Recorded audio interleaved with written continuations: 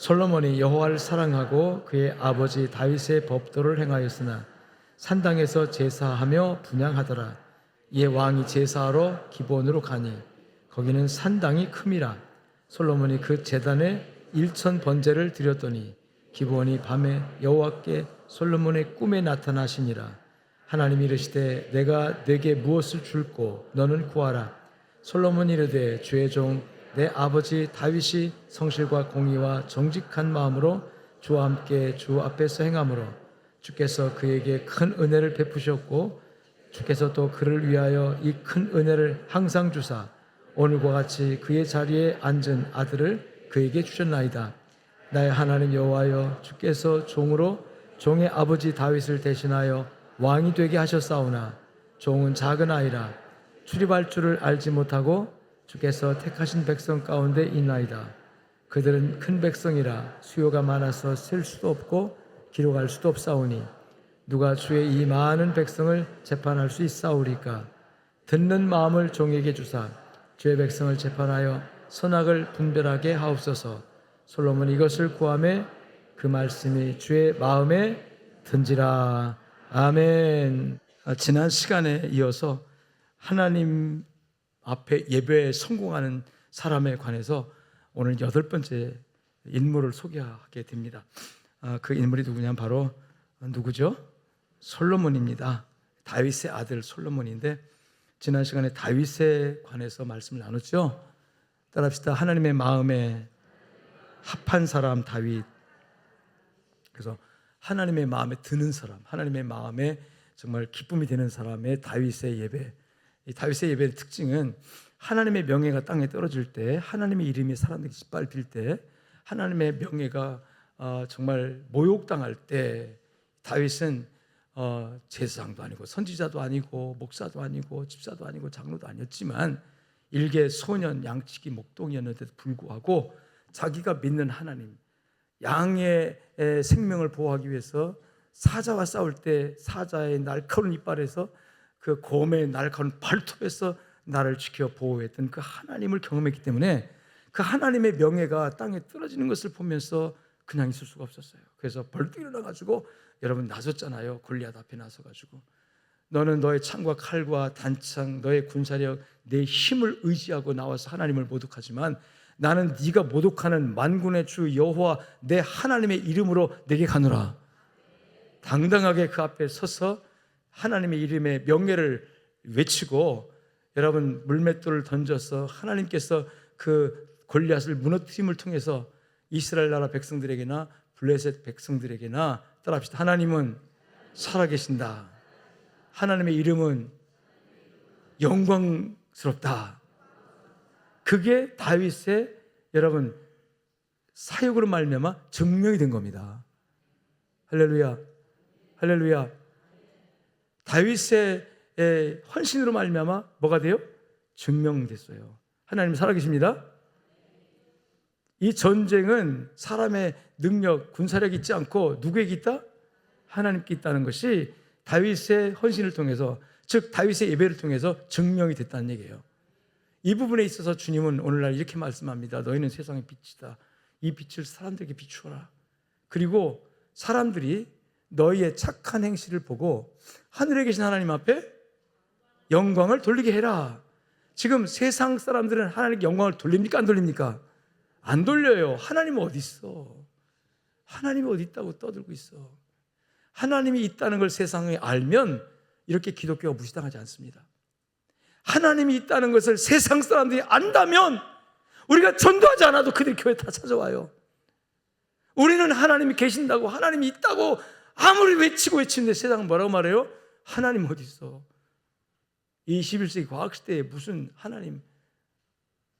그건 종교적 영역에서 너희들 마음에나 있는 거지 객관적으로 하나님이 존재하지 않아. 그건 만들어낸 신, 인간이 나약한 존재가 그 나약함을 이제 합리화시키기 위해서 인간의 연약성이 그 연약성을 극복하고 합리화시키기 위해서 만들어낸 존재가 신이야. 신은 인간이 만들어낸 거지 무슨 하나님이 스스로 있다? 웃기지 마라 하면서 하나님의 존재와 하나님의 이름이 지금 세상 사람들에게 여러분 추락 정도가 아니라 땅에 짓밟혀서 발둑 있단 말이에요. 그런데도 우리는 하나님이 존재하시고 살아계시고 생사화학을 주장하시고 내 생명 여탈권, 생명을 주기도 하고 뺏기도 할 그런 능력의 하나님이라는 사실을 믿으면서도 그 하나님의 존재와 하나님의 이름이 지금 땅에 추락돼 가지고 짓밟힘을 당하고 욕을 먹고 있는데 불구하고 우리는 만사태평이다. 적어도 다윗은 그런 환경에 처했을 때 골리앗이 큰 소리 치는 걸 보면서 도대체 골리앗 할례도 받지 못한, 택함도 받지 못한 저 이방인이 사시는 하나님을 모욕하다니 하면서 분연히 일어나서 뜨거운 피로 열정으로 그 앞에 여러분 하나님의 이름을 외칠 수 있는 열정이 있었다는 거죠. 우리가 삶의 현장에서 하나님의 명예가 더럽혀질 때 적어도 믿는 성도라면 이런 하나님의 영광을 변호하기 위해서 일어날 수 있는 이런 열정과 이런 헌신이 있기를 주님 축원합니다. 다윗은 그 하나님의 명예를 다시 되찾기 위해서 목숨을 걸어요. 그날 하나님이 도와주지 않고 다윗이 혼자 골리앗과 싸웠다면 승패가 어떻게 날까요? 하나님이 도와주지 않고 다윗이 자기 힘으로 골리앗과 싸웠다면 예측이 안 됩니까? 세상 사람들 다 알아. 그래서 세상 사람들이 게임이 안 되는 경기나 싸움을 할 때 뭐라고 그러죠? 그러죠. 다윗과 골리앗 싸움이다. 이게 게임이 안 되는 싸움을 할 때 이건 누구도 안다는 거예요. 세상도 안다는 거예요. 다윗을 하나님이 붙들고 도와주시고 지켜주지 않는다면 다윗은 그날 끝장난다는 거 다 압니다. 그런데 다윗은 뭘 알았어요? 하나님은 나와 함께 하신 하나님이다. 내가 적어도 하나님의 명예를 위해서, 하나님의 영광을 위해서 내가 일하는 동안 하나님 나 버리지 않는다. 믿습니까? 여러분이 하나님께 버림받지 않으려고 하면 하나님의 명예를 위해서 일하세요. 하나님의 영광을 세우는 일을 위해서 헌신하세요. 망하지 않습니다. 망하는 것 같은데 망하지 않습니다. 망하려고 해도 안 망하게 해요, 하나님께서. 왜? 그럼 하나님의 영광이 땅에 떨어지니까, 하나님의 명예가 땅에 추락하니까 하나님은 스스로 자기 영광을 취하신 분입니다. 자기 영광을 짓밟은 사람을 짓밟아버리고 하나님의 영광을, 하나님의 명예를 세워가는 사람을 하나님이 존중히 여기시고 귀히 여기시고 그의 명예와 그의 이름을 높여주는 분이에요. 그러니까 우리가 목숨을 다하여 하나님의 영광에다 목을 매면 하나님은 우리 영광스럽게 해줍니다. 아멘. 할렐루야. 여러분 생활 영역에서, 모든 영역에서 하나님의 이름의 명예를 걸고 하나님의 이름에 내 생명을 걸고, 뭐 생명이라고 하니까 두려운지 모르겠지만 하나님의 이름에 나의 모든 걸 걸고 살아간다면 하나님은 하나님의 이름을 걸고 여러분을 지키시고 보호하시고 축복하십니다. 다윗이 그렇게 해서 하나님이 다윗을 책임지시고 골리앗의 그 무장에서, 골리앗의 그 전투력, 골리앗의 힘, 골리앗의 그 무기 다 무용지물 되게 하시고 작은 물맷돌 하나에 하나님께서 다윗의 승리로 이기게 하신 거예요. 자, 승리하자 다윗에게는 뭐가 주어집니까? 백성들이 다 주목합니다. 이 다윗이 누구냐? 누구길래 사울 왕도 하지 못한 이 일을, 이스라엘 군대도 하지 못한 이 일을, 다윗이 누구냐? 저 베들레헴 이세의 아들 8남매 중에 이 8아들 중에 막내 다윗이다. 이제 소년, 여러분 이제 청년 다윗이다. 그러면서 다윗이 골리앗을 이겼다네. 다윗이 골리앗을 물리쳤다네. 이 소문이 삽시간에 퍼지면서 전국에 소문이 나면서 여러분 노래가 만들어집니다. 사울이 죽인 자는 천천히요, 다윗이 죽인 자는 만만이로다. 이게 유행가가 돼가지고 다윗이 죽인 자는 만만을 다윗은 죽였고 사울은 누굽니까? 왕이에요. 권력자예요. 군대를 지휘하는 왕이에요. 사실은 이 골리앗과의 전투에서 하나님의 이름을 드높여야 될 분이 누구? 왕이에요. 이스라엘의 군대는 하나님의 군대입니다. 하나님의 이름으로 일컬음 받는 군대라고 표현하거든요. 그럼 이스라엘 군대는 하나님의 군대이기 때문에 하나님의 군대를 지휘하여 이 전쟁에서 승리해서 여호와가 살아계시고 여호와가 참 하나님인 것을 블레셋 사람들에게, 다곤 신이 우상을 하나님이라고 믿는 그들에게 여호와가 하나님이다라고 증명해야 할 사명이 누구한테 있어? 사울 왕에게 있었던 거예요. 근데 이 사울 왕은 두려워 벌벌 떨고 골리앗 앞에, 무장 앞에 숨어서 의기소침하고 위축돼서 전쟁할 의욕조차도 여러분 갖지 못하고 숨어있는 그런 상황에 다윗이 그 광경을 보고, 그는 군인도 아니고 그는 장수도 아니고 용맹한 여러분 전사도 아닙니다. 그런데도 불구하고 그 전쟁터에 여러분 하나님의 영광을 되찾겠다고, 하나님의 명예를 다시 회복하겠다고 여러분 앞장서는 이 모습이야말로 오늘 우리에게 필요한 용기인 줄로 믿으시길 주님 축원합니다. 아멘. 그래서 다윗의 예배는 떨어진 명예, 하나님의 명예를 회복시키는 예배자.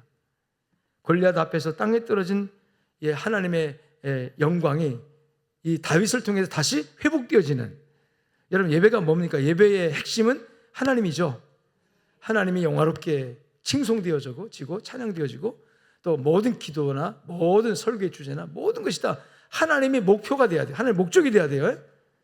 아멘. 그래서 예배 자체는 하나님의 이름을 다시 올리는 거, 하나님의 이름을 영화롭게 하고 하나님의 그 명예를 다시 세워가는 것이 예배예요. 그래서 우리가 하나님에 관하여는 온갖 좋은 말, 아름다운 말, 미사오고 문학적인 시적인 표현 다 동원해서 할 수 있는 모든 방법, 수단, 방법 다 동원해서, 심지어 악기, 내 손재주 다 동원해서 여러분 하나님을 높이고 찬양하고 할 수 있도록 하나님은 열려 우리 놓으셨어요. 아멘. 춤추는 것이 하나님의 기쁨이라면 춤을 출 수 있어야 되고, 아름다운 노래를 할 수 있다면 노래를 해야 되고, 악기를 연주하면 악기를 해야 되고, 이 시간의 모든 목적은 다 누구다? 하나님이다. 할렐루야. 골리앗의 싸움을 통해서 하나님의 이름을 높였을 뿐만 아니라 그 결과 하나님께서 모든 백성들에게 인기를 갖게 해서 왕보다도 더 인기 만점이 되게 하시고, 그리고 사울왕도 그 사건 이후에 다윗을 신뢰합니다. 왕국으로 불러요. 그래서 신하로 삼고, 그리고 자기의 딸을 아내로 줘가지고 다윗이 누가 되죠? 사위가 됩니다. 누구의 사위예요? 왕의 사위가 돼요. 출세했죠. 여러분 다윗이 양치기 목동해가지고 사울 왕의 정부 안에, 그것도 왕의 가장 가까이에서 왕을 보필하는 신하가 된다는 거, 여러분 얼마나 많이 노력하면 가능할까요? 그게 양치는 목동에서. 그 다음에 거기다 더군다나 뭐 그렇게 잘생기지도 않았는데, 여러분 한나라 임금님의 뭐가 돼요? 사위가 된다는 거, 이거 쉬운 일이 아니에요. 다윗이 스스로 노력해서 될 수 있는 일이 아닌 거예요. 아멘. 그리고 모든 국민들이 다 현직 임기 중에 있는 왕보다도 더 인정하고 신뢰하고 존중하는 인기 높은 유명 인사가 되는 거, 여러분 우리가 노력해서 될 사안이 아니에요. 축복인 줄로 믿습니다. 이게 세상적인 성공이라면 그 성공은 다윗의 노력으로 얻어진 결과가 아니라, 따라합시다, 하나님을 신뢰하고 하나님의 영광을 수호하기 위해서 목숨까지 내놓고 나니까 하나님이 주신 축복이다. 할렐루야. 그것뿐이 아닙니다. 성령께서 다윗에게 충만한 역사하니까 나중에 사울왕이 정신적인 이상한 병에 걸려요. 귀신이 역사합니다. 그래서 다윗을 의심하며 다윗을 죽이려고 해요. 또 막 처음에는 번민하고 고민하고 막 속에서 이 우울증이 와가지고, 그런 이 영적인 이 악한 이 마귀가 역사해요. 귀신이 역사해요. 그럴 때마다 막 번민하고 머리가 터질 것 아프고, 그럴 때 이 사울왕이 이 다윗을 불러서 너 노래 불러라, 찬양을 불러라 그러죠. 그래서 다윗이 시를 노래합니다. 즉 하나님을 찬양한 찬송시를 불러요. 그리고 악기를 연주합니다. 그런데 성경 보니까 다윗이 노래를 하든 악기를 하든 다윗의 부른 노래와 다윗이 연주한 악기가 연주될 때, 따라합시다, 악신이 떠나고. 이게 성령 충만입니다. 우리 성도들이 찬양할 때 악기가 떠나는, 성령 충만하면 그런 일이 일어나요. 할렐루야. 나를 괴롭히는 악령, 귀신뿐만 아니라 또 누군가에게 역사하는 악령도 우리가 성령 충만한 상태에서 하나님의 은혜를 찬양하고 하나님 기도할 때 여러분 떠나는 역사가 있을 줄로 믿습니다. 절대로 어둠은 빛을 이기지 못합니다. 어둠은 악령이고 빛은 성령입니다. 성령이 임하는 곳, 성령이 역사하는 곳에 악령은 절대로 그림자도 비칠 수 없는 거예요. 할렐루야. 여러분 가운데 혹시라도 악한 영들이 여러분 주변에서 역사하고 있다면 예수의 이름의 영광이 드높여질 때 거기는 성령이 역사하기 때문에 절대로 악한 영들이 역사할 수 없습니다. 미혹은 할 수 있어요. 찔러볼 수는 있어요. 그러나 정복하지 못합니다. 하나님의 빛의 자녀들은 정복할 수는 없어요. 흔들어보고 유혹해보고 찔러보고 우리를 시험할 수는 있지만 하나님의 성령의 빛이 임하는 곳에, 성령의 놀라운 은혜가 있는 곳에 사탄은 떠나갑니다. 악령은 떠나갑니다. 악한 영들이 갖다 준 우울하고 어둡고 짜증나고 원망과 불평이 막 속에서 막 우글 때는 이런 번뇌하는 이런 모든 것들 예수의 이름으로 떠나갈 줄로 믿습니다. 다시 말하면 다윗은 외형적인 출세와 외형적인 축복뿐만 아니라 성령께서 그 마음에 충만히 역사하여 성령의 사람이 되었다는 뜻이에요. 그래서 다윗이 노래하면 악기가 떠나가고 귀신이 떠나가고 할렐루야, 할렐루야. 여러분 이런 다윗이 이제 하나님의 은혜로 나중에 사울왕이 죽고 나서 왕이 됩니다. 이스라엘의 왕이 돼요. 자, 왕이 됐을 때 다윗은 그 은혜에 대한 은혜에 대한 감사로 하나님께 예배드리는 것을 골리앗과 전투에서도 삶의 현장에서 하나님의 이름에 영광을 드렸지만 이 다윗은 그 이후에도 여러분 예배하기를 힘쓴 줄로 믿습니다.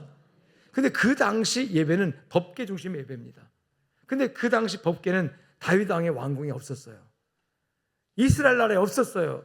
있긴 있었지만 어디가 있었냐면 처음에 아비나답이라고 하는 사람의 개인의 집에 이 법궤가 모셔져 있습니다. 왜냐하면 사울왕 이전에 사무엘 선지자 시대에 엘리 제사장이 다스리고 있을 때 엘리 제사장이 하나님께 범죄하고 타락합니다. 그 자녀들을 잘못 가르쳐가지고 이 자녀들이 타락해가지고 성전에서 하나님을 모욕하는 그런 행위들을 해요. 그래서 하나님께서 이 제사장 가문이 타락하니까 버립니다. 이스라엘 백성들을 버려가지고 하나님이 안 도와줘요. 떠나가요. 그러니까 그 틈을 타가지고 블레셋 군대가 쳐들어옵니다.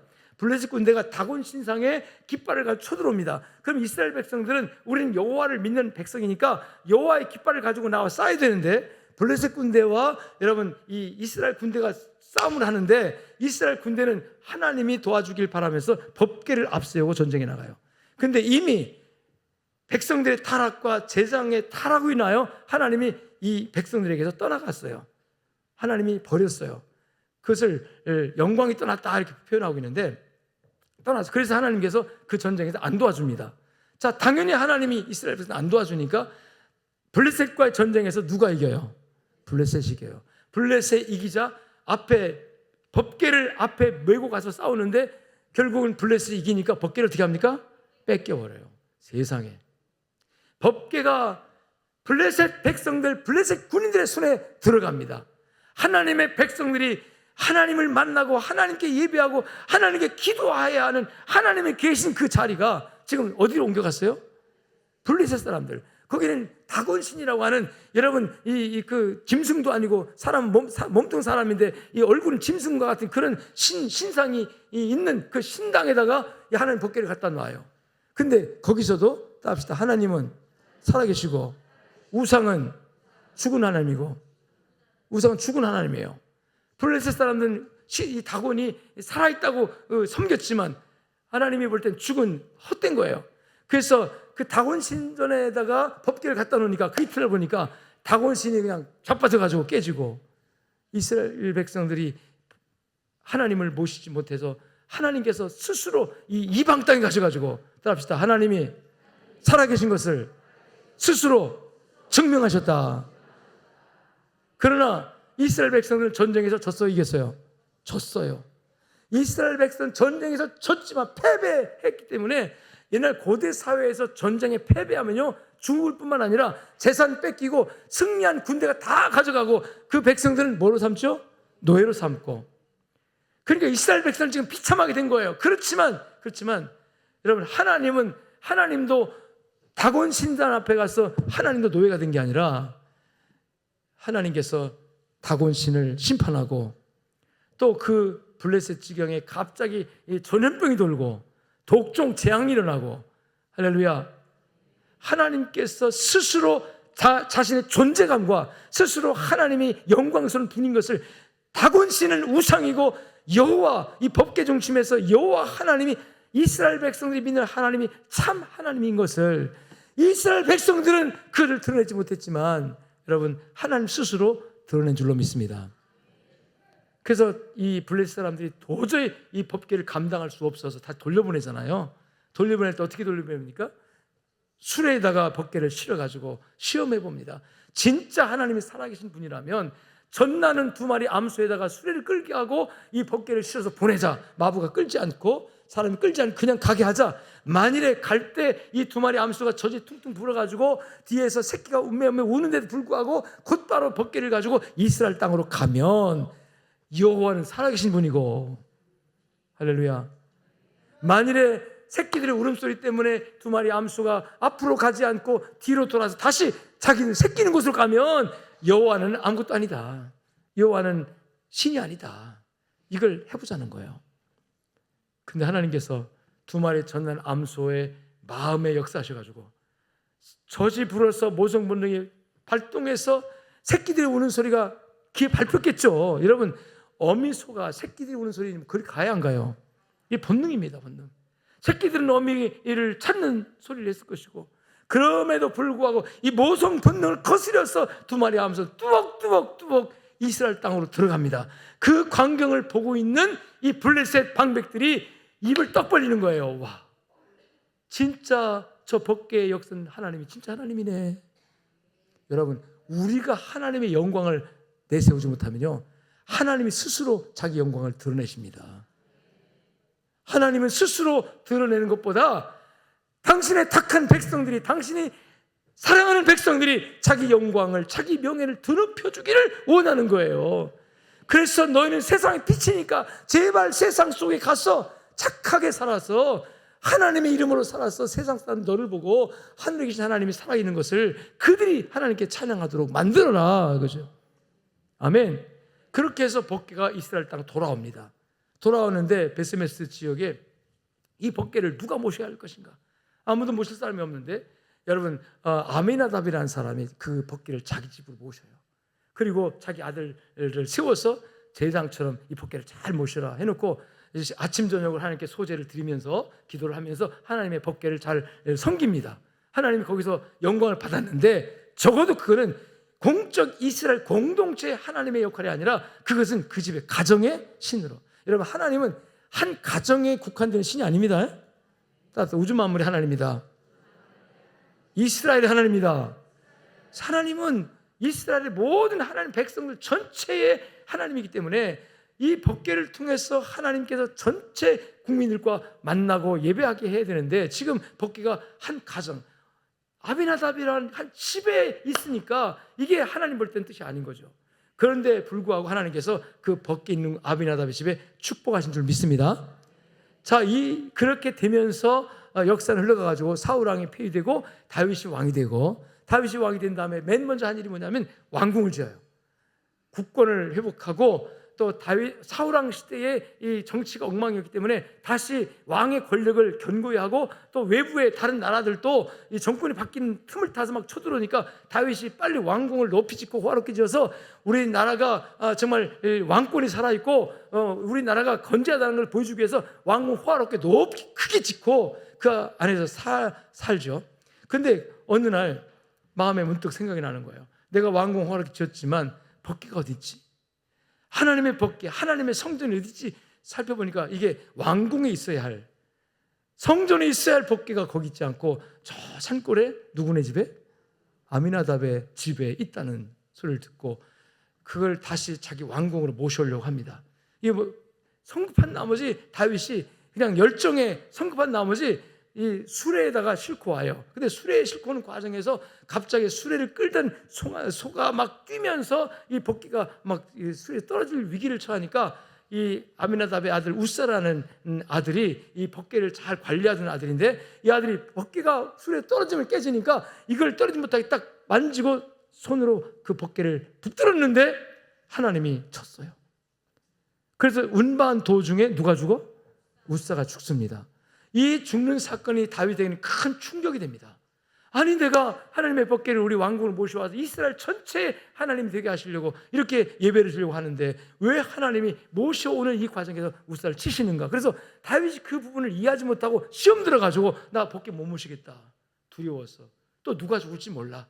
그래서 겁내고 있을 때 여러분 또 누군가가 내가 법궤를 모시겠다는 사람이 생겼어요. 오벳 에돔이라는 사람이. 그래서 오벳 에돔의 집으로 법궤가 옮겨갑니다. 그리고 시간이 흘러가요. 얼마만큼 시간이 흘렀을 때 하나님께서 오벳 에돔의 집에 복을 주신다는 소리가 소문 들리는 거예요. 법궤를 모신 오벳 에돔의 집에 하나님이 축복하시고 한 일마다 잘 되게 하시고, 할렐루야, 할렐루야, 전염병이 없게 하시고 고난이 없게 하시고 막 하나님 복을 주셔가지고 그 집이 지금 복 받아가지고 잘 나가고 있다, 이런 소리 들리는 거예요. 그때 다시 한번 다윗이 여러분 거기 도전을 받습니다. 법궤를 내가 그러면 안 되지. 법궤는 우리 이스라엘 전체 우리 하나님을 섬기는, 국민들이 섬기는 하나의 하나님 계신 처소인데 그 개인의 집에 사사로이 한 가정의 집에 있다는 것은 이거 합당치 않다. 내가 진작에 모셔와야 되는데 못 모셨구나 해서 이제는 제장들과 이스라엘 사람들에게 연구시켜가지고 어떻게 하면 법궤를 잘 모실지를 방법을 잘 성경기로 율법 기록 다 연구해가지고 합니다. 그래서 보니까 성경에 법궤를 움직일 때는 어떻게 제사장이 채를 매가지고 어깨에 매도록, 그래서 움직이도록 했거든요. 이 어깨에 매고 요단강도 건넜고 어깨에 매고 40년 동안을 백성들이 광야를 돌았어요. 근데 다윗이 그걸 놓쳤던 거예요. 마차에 싣고 오면 화롭게 마차를 만들어서 싣고 오면 되는 줄 아는데 그건 하나님 방법이 아니었어요. 여러분 신앙생활 따라합시다. 내 방법대로 하지 말고 하나님의 방법대로 해야 된다. 내가 방법대로 아무리 내 방법으로 호화롭고 멋지고 아름답게 뭐 가진 정성 다해서 한다 할지라도 내 방법은 하나님이 안 통하는 거예요. 비록 초라할지라도 누구 방법으로? 누구 방법으로? 신앙생활이 자꾸 인본주의로 가는 것이 그 문제예요. 인본주의로 가고 우리 방법으로. 예배도요, 고전적으로 하나님 원하는 방식이 있습니다. 예배. 근데 우리가 자꾸 거기다 뭘 덧붙여요. 우리가 즐기고 우리가 흥겹고 우리가 좋아하는 우리 취향에 따라서 예배를 자꾸 변형시켜 나가요. 인본주의 예배가 얼마나 많이 교회 안에 들어와 있는지 몰라요. 우리는 예배도 기도도 무엇이든 간에 따라합시다. 하나님의 방법대로. 그래야 하나님 받으시고 그래야 하나님 우리를 축복하십니다. 우리 방식대로 하는 거는 아무리 그 예배가 호화롭고 웅장하고 아무리 멋진다 할지라도요, 거기는 하나님의 임재가 역사하지 않아요. 그건 내 방식이지. 우리 스스로 행복하고 즐거운 거지. 하나님께서 역사하신다는 거죠. 그 사실을 다윗이 깨달았어요. 이거구나. 내가 왕으로서 나는 내 딴에는 호화롭게 정말 마차도 멋지게 만들고 금으로 장식하고 그 다음에 마차 앞에 마차를 끄는 정말 말도 막 멋있는 것도 다 하고 이렇게 해가지고 하나님의 법궤를 웅장하고 멋있게 모셔서 오면은 하는 게 영광이 될 줄 알았는데 하나님께서 법궤를 법궤 친 게 아니라 이 다윗을 친 거예요. 그래서 이제는 깨달았어요. 하나님의 방식대로 해야 되는구나. 율법에 다 법궤를 어떻게 옮길 걸 이미 말씀하셨거든요. 그래서 하나님의 법대로 여러분 그 법궤를 다시 자기 왕궁으로 모셔오는 날, 그 법궤가 제장들이 메고 여러분 왕궁문 대문에 들어오는 날 이 다윗 너무너무 행복했어요. 너무너무 기뻤어요. 그래서 그 앞에서 덩실덩실 춤을 추면서 할렐루야, 아멘. 신하들 보거나 하다못해 백성들 정말 노예 종이 보거나 한거 덩실덩실 춤을 추면서 하나님 앞에 기쁨으로 춤추면서 그 앞에서 어린아이에게 춤추면서 이제 그 법궤가 오는 행렬 앞에서 그걸 추면서 오는데 그 광경을 그 아내 미갈이, 사울의 딸이죠.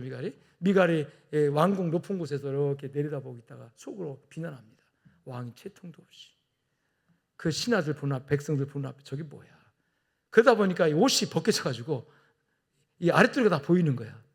그게 얼마나 이게 또 아내 입장에서 이게 왕이 정말 하면서 그런 생각이 있다가 이제 너무 이제 법궤를 자리에 앉혀놓고 다윗이 기뻐서 자기 가족들에게 축복하려고. 여러분 여기 굉장히 중요한 대목이 하나 나오는데 다윗이 너무 성령 충만하고 하나님의 법궤를 이제 자기 왕궁에 모시고 우리 이스라엘 국민들의 하나님이 됐다는 사실 앞에 감사해서 너무 은혜 충만, 성령 충만해가지고 춤추고 노래하고 찬양하다가 이제 성령 충만한 상태로 집에 들어가는 거예요. 들어가서 누구한테? 가족들에게 축복 기도하려고 갔는데 자, 다윗이 들어오자마자 누가 맞이했죠? 미갈이 아내가 딱 맞이하다가 이런 말을 해요. 여보 당신 그게 뭡니까 대체? 아니 왕이 채통머리도 없이 신하들 분 앞에서 백성들 분 앞에서 여종이 보는 앞에서 그게 뭡니까 하면서 그 다윗이 춤추고 여러분 하나님 앞에 기뻐하는 것을 비난해요. 그때 다윗이 한 말이 있어요. 나는 사람들 보러 한 게 아니라, 따라합시다, 하나님 앞에서. 여러분 따라합시다. 예배는 하나님 앞에서다. 코람데오라는 말, 주의 신전, 하나님 앞. 여러분 지금 여기 그냥 예배당에 와 있는 것 같지만 영적으로 누구 앞에 와 있는 거예요? 하나님 앞에, 하나님 말씀 앞에. 구약시대는 법궤 앞이 하나님 앞이었어요. 그러니까 다윗이 법궤가 오는 그 앞에서 얼마나 좋습니까? 하나님 앞에. 하나님 앞에 당신, 하나님 우리 집으로 오시는구나, 우리 나라로 오시는구나, 떠났던 하나님이 우리 민족에게 다시 오시는구나, 할렐루야 할렐루야, 너무너무 좋아서 춤추고 있는데 그걸 비난하는 사람, 따라합시다. 춤추는 자 누구며 비난하는 자 누군가? 사랑하는 여러분, 비난하는 자가 되시지 않기를 주님 축원합니다. 춤추는 자가 되기를 주님 축원합니다. 은혜의 춤을 추고 하나님의 사랑의 감격에 춤추는 자가 돼야지, 그 춤추는 사람들을 비난하고 공격하고 욕하고 삐죽거리고 시기하고 싶다 그러지 마세요. 그러지 마세요. 다윗이 내가 춤춘 것은 당신 보라고 한 것도 아니고 사람 보라고 한 것도 아니라 하나님 앞에서 내가 뛰는 것이다. 하나님 앞에서 행복히 즐거워서 한 것이다. 오늘 예배가 하나님 앞에서 춤추는, 하나님 앞에서 뛰는, 하나님 앞에서, 하나님 앞에 내가 있다는 그 믿음 앞에서 행복하고, 하나님 앞에 내가 있다는, 세상 사람들이 나 알아주지 않아도, 세상 사람이 나 몰라줘도, 누가 나를 인정하지 않아도 하나님 나를 인정해주고, 나는 하나님 앞에 둘도 없는 귀한 딸이고 아들이고, 그러니 내가 기쁘지 않을 수가 없다라는. 그래서 예배는 행복해야 됩니다. 할렐루야, 아멘. 그렇게 다윗은 삶 자체가 하나님 앞에서 춤추는, 하나님 앞에 뛰는, 하나님 앞에 행복해하고 하나님 때문에 기뻐하는 그 삶 전체가 하나님이 목적이 되는 사람이었습니다. 예배 성공자예요. 그게 예배 성공자예요. 그리고 다윗에게, 여러분 어느 날 자기 왕궁에서 저녁 노을쯤 이렇게 거닐다 보니까 문득 생각이 나는 거예요. 나는 왕이 돼서, 하나님 은혜로 왕이 돼서, 내가 목동 출신 정말 왕이 될 수 없는 사람인데 하나님 은혜로 왕이 됐잖아요. 왕이 돼서 이렇게 좋은 호화로운 집에 사는데 자기가 모셔온 법궤를 어디다 놨냐면 왕궁 뒤뜰 어느 곳에 구석에 놓고 그 법궤를 안치해 놓고 법궤를 가리기 위해서 이제 그 회막이라고 하는 천막으로 이렇게 쳐가지고 회막을 만들었어요. 이제 구약시대 성막 그걸인데 그 성막을 보니까 마음에 갇히게 된 거예요. 그래서 이런 생각을 합니다.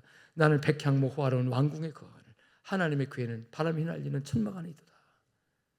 그러면서 마음에 생각이 들기를, 내가 하나님을 위하여, 하나님의 공을 위해서 내가 왕궁을 지었듯이 내 왕궁보다 더 호화롭고 아름답고 멋지고 웅장한 뭘 짓겠다?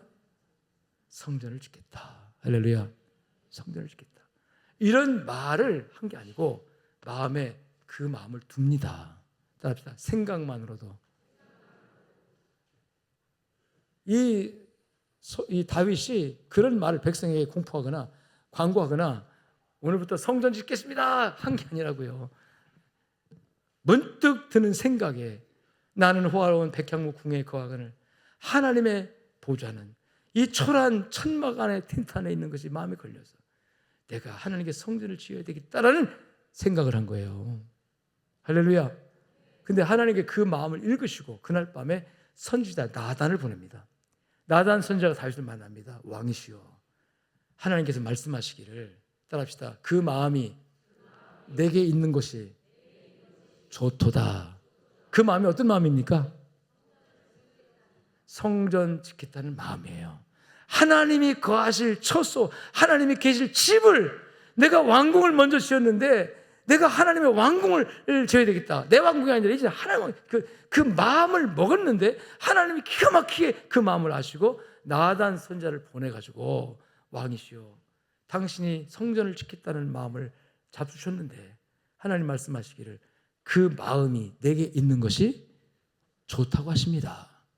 그러나 당신은 나라를 세우는 과정에서 전쟁을 많이 하고 피를 많이 흘리기 때문에 하나님이 당신의 손으로는 성전을 짓게 하지 않으시고 그 대신 그 마음을 받으시고 당신의 다음 세대를 통해서 성전을 짓겠다고 하십니다. 할렐루야. 다윗은 그 선지자가 전해진 그 말에도 감동이 됐어요. 하나님 내 마음 아시는구나. 그래서 다윗이 많은 기도를 합니다. 그리고 하나님 앞에 약속을 합니다. 하나님, 내 손으로는 지을 수 없지라도 내 자식 대에 가서 이 성전을 지을 수 있도록 하나님 내가 준비하겠습니다 해가지고 그가 한 일이 뭐냐면 하나님께로부터 지혜를 얻어서 성전 설계도를 그립니다. 성경에 식양이라는 말을 표현하는데 이게 설계도입니다. 설계를 하고 설계에 따라서 거기에 필요한 건축 재료들, 백향목과 석축에 필요한 화강암. 근데 이스라엘 땅에는요 백향목의 나무가 사는 지역이 없어요. 그리고 거기는 전부 다 석회암이 많은 지역이기 때문에 이 건축에 쓰는 화강암이나 대석 돌이 없어요. 그게 다 어디 있냐면 북쪽으로 올라가면 레바논, 지금 레바논 땅이 있는 그곳에 그 당시 두로라고 했는데 두로와 시돈 지역인데 그 지역에 많은 백향목 나무 산림을 이루고 있고 그 지역에 많은 이 대리석이 있는 나라인데요. 그래서 이 다윗이 그곳에 두로 왕과 시돈 지방의 왕들과 교육을 하면서 많은 백향목을 확보하고 또 석재를 뗀 석공들을 훈련시켜 가지고 석재를 이 성전의 설계도에 따라 다 여러분 깎고 다듬고 해가지고 그 외국에서 나무와 석재를 수입했다가 그리고 성전을 지을 수 있는 기능공들을 다 양성해가지고 그렇게 다 준비해 놓은 다음에 그 다음에 지을 때 필요한 인부들에게 먹을 양식이라든지 재정까지 다 다윗이 준비해 놓은 다음에 마지막 유언을 합니다. 나는 성전을 짓고 싶었지만 하나님 허락하지 않아서 못 지었는데 아들아 네가 이 유업을 계승해서 하나님의 성전을 짓도록 하라. 그 아들이 누굽니까? 솔로몬입니다. 자, 솔로몬이 그래서 아버지의 유언을 받아가지고 여러분 다윗이 죽은 다음에 왕이 돼요. 왕이 된 다음에 물어봅시다. 솔로몬이 왕이 돼서 가장 먼저 한 일이 뭡니까? 성전 짓는 일인가요? 아닙니다. 성전 짓는 일이 아니라 오늘 본문에 나오는 따라합시다. 1000번제를 드리는 일이다. 자, 1000번제를 솔로몬이 드리기 위해서 기본 산당에 가서 1000번제를 드립니다. 1000마리의 양을 드렸다고 그랬어요. 1000마리예요. 이게 대단한 거 아닙니까? 1000마리의 양을 동시에 드려야 되기 때문에 그 드릴 수 있는 장소 산당인데 왜 산당이냐면 그때는 성전이 없으니까 예배 드릴 수 있는 곳이 여기저기 사람들이 적당한 곳에 지정해서 그래서 산당은 여러분 사람이 지정하여 하나님께 예배 드리겠다고 제물 드리겠다고 지정한 장소를 뭐라고 했다? 산당. 그 다음에 하나님이 지정된 장소는 어디? 성전. 여러분 우리는 성전에서 예배해야 될까요? 산당에서 해야 될까요? 성전입니다. 하나님의 이름을 두시려고 택하신 곳, 그 성전입니다. 그런데 지금 성전이 있어요, 없어요? 없으니까. 그래도 이스라엘 백성들은 율법적으로 제물을 드려야 되니까 제물을 드리기 전국에서 나름대로 어떤 곳을 지정해가지고 거기서 제단을 쌓고 제물을 드렸단 말이에요. 그것을 뭐라고 한다? 산당. 처음에는 하나님께 제단을 쌓고 예배드리기 위해서 산당을 사람들이 지정했지만 나중에 이스라엘 타락하면서 그 산당이 누구한테 제사하는? 우상에게 제사하는 장소로 변질이 됩니다. 변질이 돼서 산당 그러면 우상의 제단이 있는 곳으로 생각이 되지만 오늘 솔로몬이 드렸던 이 기본 산당은 장소가 넓고 1000마리를 동시에 제물로 바칠 수 있는 넓은 장소고 그 다음에 거기다가 누구한테 예배하는? 하나님께 예배하는. 할렐루야. 그래서 그 산당에 가서 하나님께 1000마리 제물 드리는 거예요. 이 1000마리의 제물은 여러분 이게 보통의 노력과 보통의 정성이 아닙니다. 파격적인 하나님의 은혜예요. 그런데 그 수로 보나 양으로 보나 또 가격으로 보나 여러분 1000마리 양을 도대체 얼마만큼 한 번 제사해 드리는 거예요 도대체? 나는 우리 교회 성도 중에 1000마리 제물을 바친다고 하고 한 100구자쯤 하는 사람이 생겼으면 좋겠어요. 지금 100구자 하면 얼마입니까 도대체? 하나님께서 기업에 복을 주셔가지고 하나님 나 1000마리는 못하지만 100마리는 하겠습니다 하고 100마리를 하나님께 바칠 수 있는 사람이 있다면 여러분 그 순수함 하나님 받으시고 복 주시기를 축원하고 100마리는 고사하고 최선을 다해서 할 수 있는 그런 놀라운 일이 있었으면 좋겠습니다. 그래서 이 솔로몬의 이 1000번의 제물은 그 규모로 보나 정성으로 보나 모든 면에서 누구도 따라갈 수 없는 최고의 정성, 최고의 마음, 최고의 것을 드린 것인 줄로 믿습니다. 근데 이 솔로몬의 1000번제가 하나님께 받으신 바 되었는데 거기서 성경은 그런 양이나 이걸 보지 않네요. 뭘 보냐면 따라합시다. 솔로몬의 마음이다. 3절에서 표현하는 말씀 겁니다. 따라합시다. 솔로몬이 여호와를 사랑하고 1000번째 동기가 뭐라고요? 여호와를 사랑하고 일천번째 어마어마한 헌신과 어마어마한 재정을 동원하고 사람을 동원하고 이 왕으로서 드려진 이 예물이 여러분 규모 면을 보나 정말 위대한 것이지만 그러나 그런 양이나 여기에 하나님 방점을 찍지 않고 뭐요? 솔로몬의 마음이에요. 어떤 마음? 어떤 마음? 하나님을 사랑하고. 여러분, 여러분의 예배 동기는 뭡니까 지금? 하나님 사랑입니까? 우리 성가대분들 이 헌신의 동기가 뭐예요? 사랑입니까? 우리 주일학교 선생님들 아이들 가르치는 이유가 뭡니까? 사랑입니까? 하나님 사랑하기 때문에 내가 일합니다 하고 헌신합니까? 아니면 기복주의적으로 내가 이렇게 봉사하면 축복할 거다, 내가 뭐 이렇게 하면 하나님 복 줄 거다, 이 복 때문에 하는 것입니까? 아니면 안 하면 벌 받을 테니까, 안 하면 하나님께서 야단 맞을 테니까 무서워서 하는 것입니까? 무엇입니까 도대체? 이 예배는 왜 나왔습니까? 안 나오면 꺼름칙하고, 안 나오면 저주받을 것 같고, 안 나오면 뭐 정말 내 믿음이 떨어질 것 같고, 그래서 나왔나요? 복 받으러 나왔나요? 이 모든 이유가 있을 수 있지만 아무튼 우리의 마음 깊은 중심에는 따라합시다. 하나님 사랑, 예수님 사랑, 사랑이 여러분의 모든 행위의 이유가 되고 근거가 되기를 예수의 이름으로 축원합니다. 성경은 사랑을 감정으로 설명하지 않습니다. 사랑은 감정이 아니에요. 감성이 아니에요. 우리 감성적인 사랑 고백 얼마나 많이 합니까? 세상은 사랑을 자꾸 감성화시켜요. 사랑해, 사랑해, 사랑해. 감성적으로 얼마나 따뜻하고 좋은 말입니다. 그래서 감동받습니다. 그런데 그렇다면 그 사랑을 위하여 당신 뭐 하고 있느냐는 거죠. 정말 그 사랑을 지키고 사랑하기 위해서 당신 희생할 수 있습니까? 정말 손해볼 수 있습니까? 양보할 수 있습니까? 심지어 목숨을 바칠 수 있습니까? 내가 사랑하는 사람을 위해서 목숨 바칠 수 있습니다. 그럼 진짜 사랑하는 거예요. 근데 사랑은 하는데 나 목숨 못 바치겠어, 나 손해 못 보겠어. 사랑 아닙니다. 그건 감성적인 흐름이죠. 성경은 사랑을 감성적인 흐름으로 말하지 않습니다. 따라서 인격적 결단, 인격적인 헌신, 1000번째 담겨진 이 동기가 사랑인데 솔로몬이 하나님을 사랑하여 다윗의 법도를 지켰다 행했단 말이잖아요. 행위예요, 행위. 실천입니다. 적용입니다. 그런데 그 밑에 사랑 때문에 그걸 했다는 뜻이에요. 사랑 때문에 1000마리 아니라 10,000마리의 양을 잡아도 아깝지 않다는 거죠. 이 파격적인 헌신을 할 수 있는 그 동기가 사랑이라는 거예요. 부모는 자식에게 파격적인 헌신을 합니다. 왜? 사랑하니까. 제가 어째 날 뭐 동영상 하나를 인터넷에서 봤어요. 그 제목이 뭐냐면 광고인 줄 알면서도 볼 수밖에 없는 뭐 영상 그렇게 나오더라고요. 이게 뭔가 이게? 그런데 보니까 처음에 이제 그 중년 남자들이 나와가지고 자기 아기들한테 자기들에게 아이야 이렇게 누구야 사랑해 사랑해 뭐 꽃도 주고 사랑해 사랑해 그 사랑 고백하다. 여러분 자식들의 사랑해 우리 시대는 참 어려워요 사실은. 근데 요새 젊은 우리 아들의 세대 잘 하더라고요. 사랑을 듣고 그러는데 그래요. 좀 좋았어요. 그러자 좀 있다가 이제 그 질문이 바뀌더라고요. 당신의 아버지를 사랑합니까? 이렇게 바꿔요. 근데 이렇게 당해요. 그렇게 자녀를 품에 안고 사랑을 표현하고 그 이뻐하는 모습을 다 표현한 다음에 사랑해 아무개 하면서 그렇게 표현한 그 아빠가 그 다음에 이제 질문이 바뀌면서 당신의 아버지를 어떻게 생각하십니까? 이렇게 딱 바뀌는데 이 표정이 딱 바뀌어요. 아버지. 그러면서 바로 그 사람의 아버지가 영상에 나와서 아들아 하면서 이제 늙은 아버지예요. 아주 쭈글쭈글한 늙은 아버지가 아들아 하면서 아들아 아버지가 너를 사랑해. 아빠가 사랑해. 근데 내가 너 언제 어떻게 해주지 못해 미안해.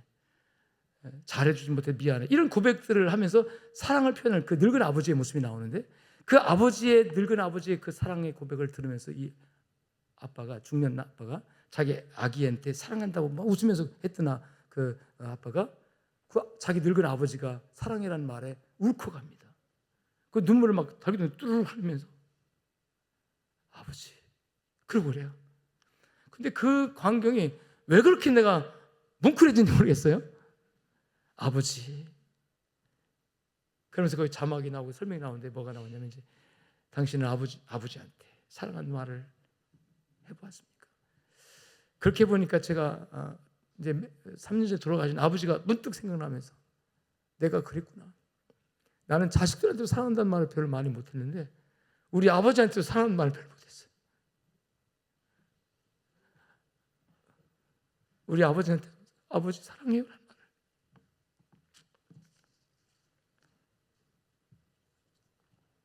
여러분,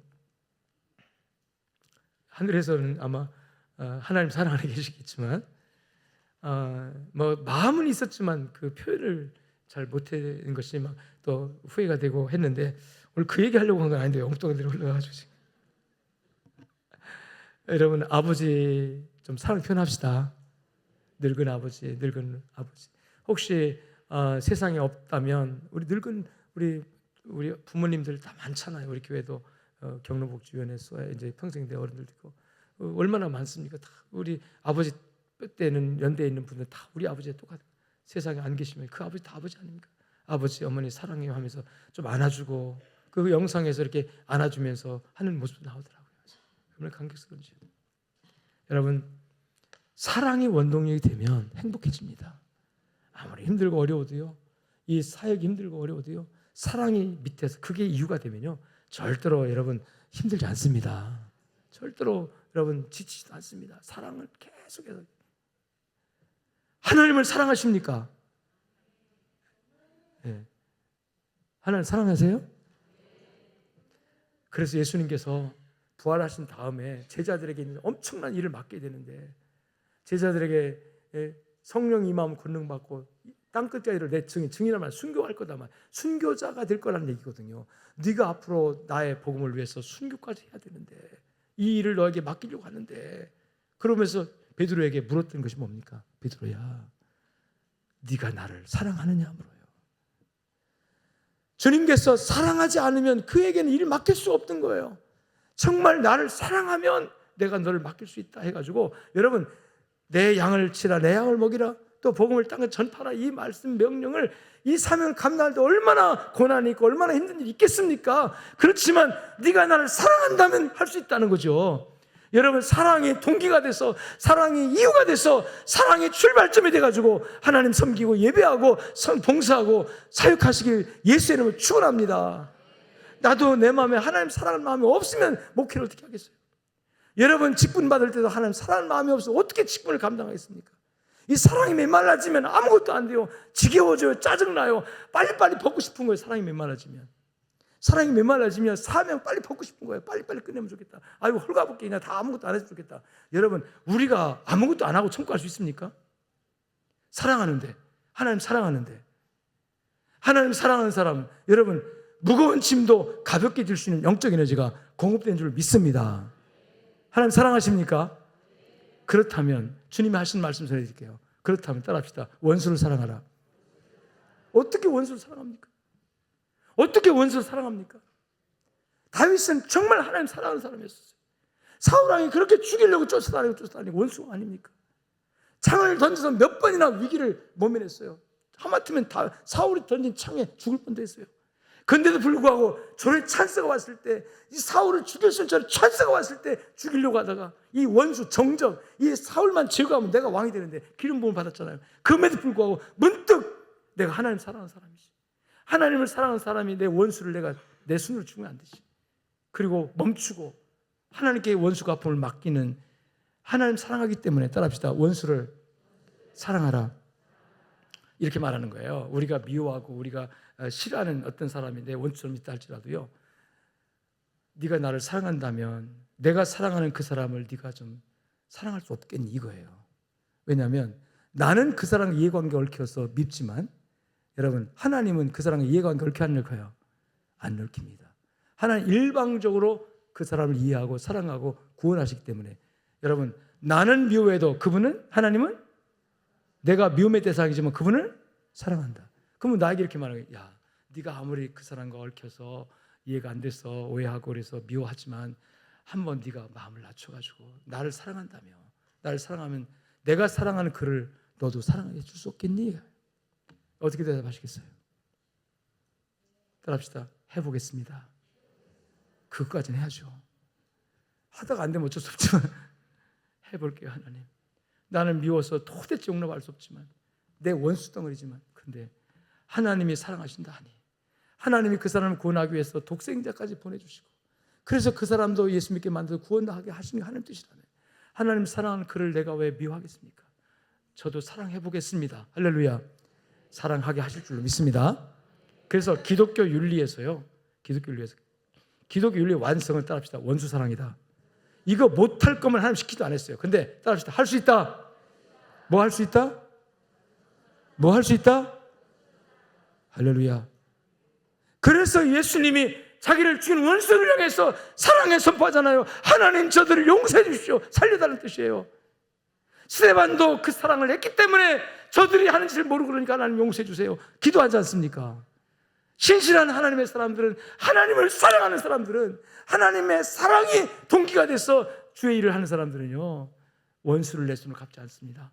도리어 원수가 줄이면 먹을 걸 주고, 원수가 갇히면 가서 신방해 주고, 원수가 미우면 오히려 사랑을 베풀어서 그가 하나님의 자녀인 것을 나타내는 것을 믿으시길 주님 축원합니다. 솔로몬의 예배는 사랑이 동기가 된 예배다. 아멘.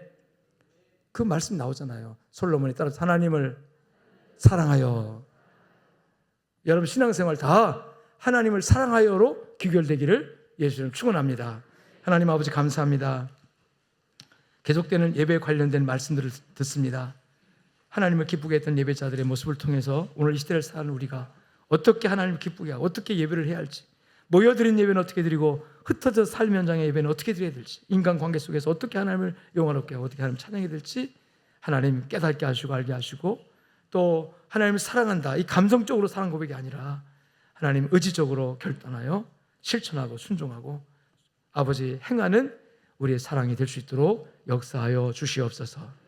우리 주 예수 그리스도 이름으로 기도 올리옵나이다. 이제는 살아계신 우리 주 예수 그리스도의 은혜와 하나님 아버지 무한하시고 극진하신 사랑과 성령님의 위로교통 충만 역사하심이 삶 현장에서 주님 사랑 때문에 내 삶이 예배가 되길 원하는 마음으로 오늘 또 말씀 듣고 세상 속에 나가서 주의 이름의 명예를 위해서 기꺼이 주님을 사랑하는 마음으로 헌신하기 원하는 우리 양적교회 모든 성도들, 저들의 삶과 가정과 자녀들과 하는 일터위에 이제로부터 영원토록 함께 있을지어다.